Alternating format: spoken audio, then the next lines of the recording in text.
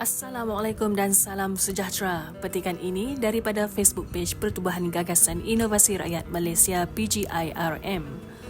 Kenyataan Presiden PGIRM Dividen KWSP 2026.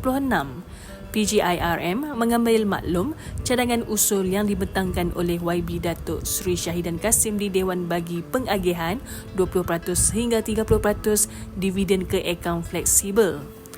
Usul ini mengutamakan pendekatan bersasar, menekankan manfaat kepada pencarum yang benar-benar terkesan, termasuk suri rumah, pencarum hilang pekerjaan, pendapatan tidak seimbang dengan kos sara hidup tinggi, serta pekerja rentan B40 dan M40 dan bukan pengagihan automatik kepada semua pencarum.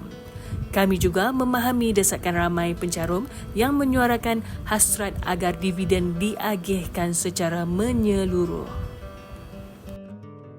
Sentimen ini wajar difahami, tetapi pengagihan menyeluruh tanpa ketimbangan bersasar boleh menjejaskan kestabilan dana persaraan, struktur pelaburan dan pulangan jangka panjang. Perlu ditegaskan bahawa dividen KWSP adalah bonus daripada simpanan pencarum hasil pelaburan berdisiplin jangka panjang. Ia perlu diagihkan secara telus memastikan manfaat sampai kepada pencarum yang benar-benar terkesan tanpa menjejaskan kelestarian simpanan semua pencarum. Kelebihan pendekatan bersasar. Nombor 1, memberi manfaat segera kepada golongan yang benar-benar terkesan termasuk suri rumah, tiada pekerjaan dan pekerjaan rentan B40 dan M40. Nombor 2, mengekalkan disiplin struktur persaraan dan kestabilan jangka panjang.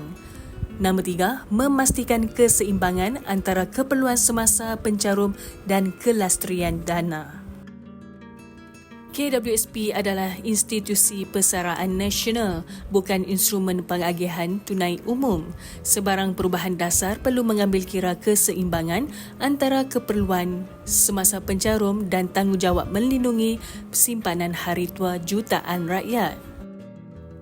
PGIRM berpandangan bahawa reform yang bertanggungjawab memerlukan keberanian untuk mempertahankan kelestarian walaupun dalam suasana tekanan sentimen. Dasar yang baik bukan sekadar popular hari ini, tetapi mesti melindungi masa depan pencarum untuk puluhan tahun akan datang. PGIRM kekal konsisten mempertahankan prinsip kelestarian, disiplin institusi dan keadilan antara generasi dalam setiap pendirian yang diambil. Jelas Presiden PGIRM Malaysia iaitu Tuan Azmi Bugis. Semoga informasi ini memberi manfaat kepada mereka yang memerlukan. Sekian, terima kasih. Assalamualaikum.